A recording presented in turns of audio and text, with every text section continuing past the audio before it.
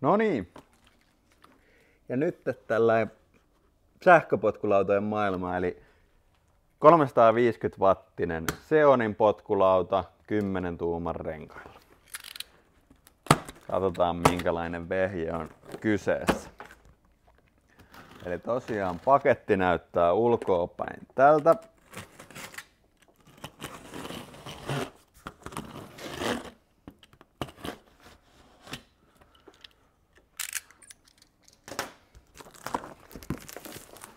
Ja kun me kurkataan tänne sisään, niin se näyttää tältä.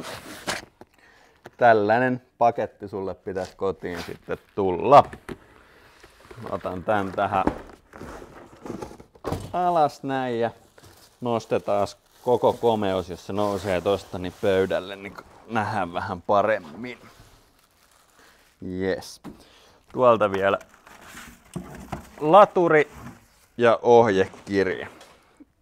Kokeillaan pärjätä nyt ilman ohjekirjaa. Laturi on erittäin yksinkertainen. Täältä voitaisiin ottaa vielä tää 6-jakolo avain, niin saadaan poika kasaan. Eli tältä näyttää Seonin lauta.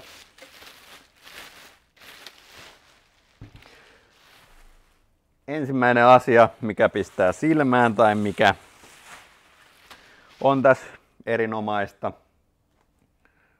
10 tuuman renkaat. Ja tää on hyvä niin kuin kaikille, siis me sanotaan kaikille sähköpotkulaudan ostajille just sitä, että mitä isompi sä oot, sitä isompi kannattaa rengaskoon olla. Et mä ite painan 100 kiloa ja mulle niinku se 8 tuuman rengas on liian pieni. Et mä ite haluan ainakin ottaa sen 10 tuumasen, koska silloin se niinku painavana kaverina, niin siitä tulee niistä kolauksista aika paljon isompia, mitä pienempi se rengas on. Et se on sellainen hyvä asia ottaa huomioon, että kun mietit sitä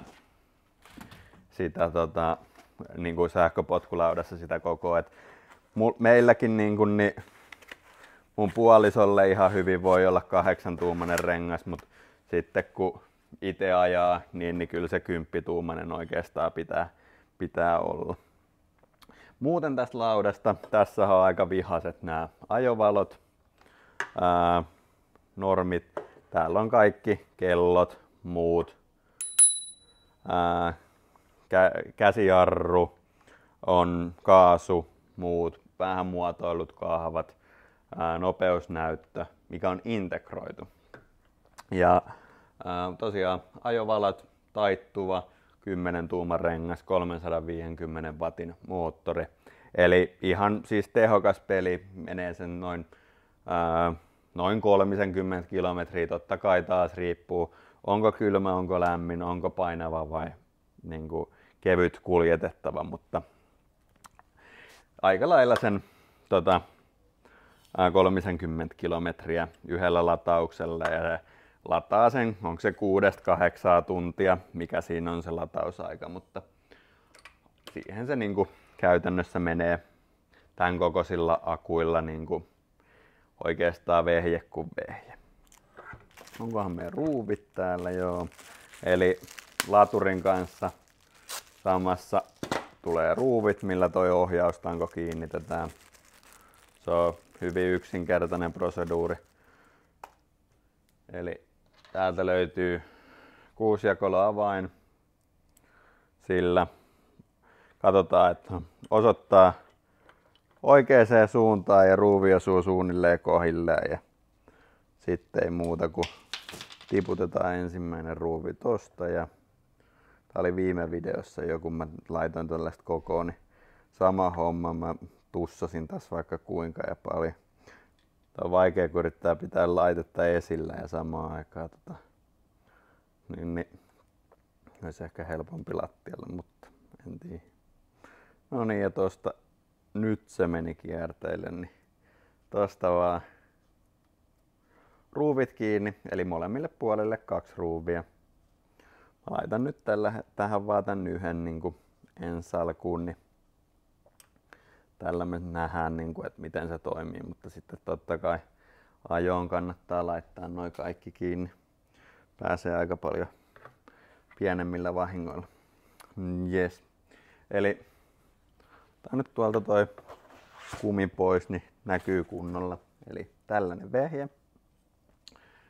Tosta taittaa ylös ja painaa kiinni. Nyt se on kasassa, ei aukea siitä.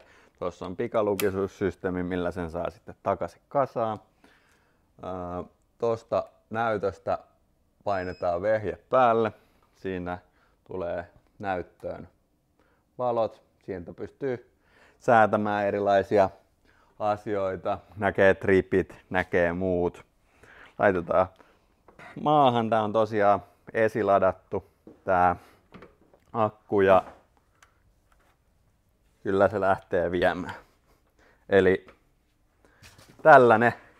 tällainen on Seonin 3500 wattinen 10 tuuman renkailla. Sanoisin, että tällaisena yli 80-kilosena miehenä valitsisin aina sen 10 tuumaisen renkaan.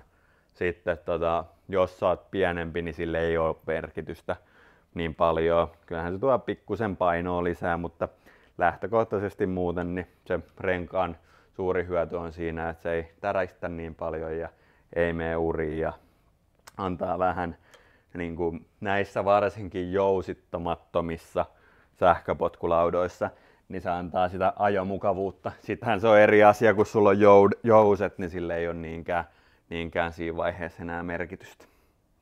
Mutta kiitos. Ja niin, hei, tässä on kumipintanen, mikä on niinku tosi hyvä uudistus ollut tässä laudassa. Eli tää ei ole metallia niin kuin ennen, mikä oli varsinkin talvisaikaa tosi ilkeä, koska se niinku jäätyi ja se metalli oli tosi paljon liukkaampi. Ja myös sateella.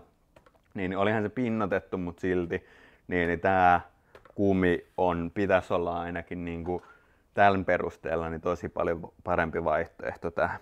Mutta tää on hintalaatusuhteeltaan erinomainen kapistus.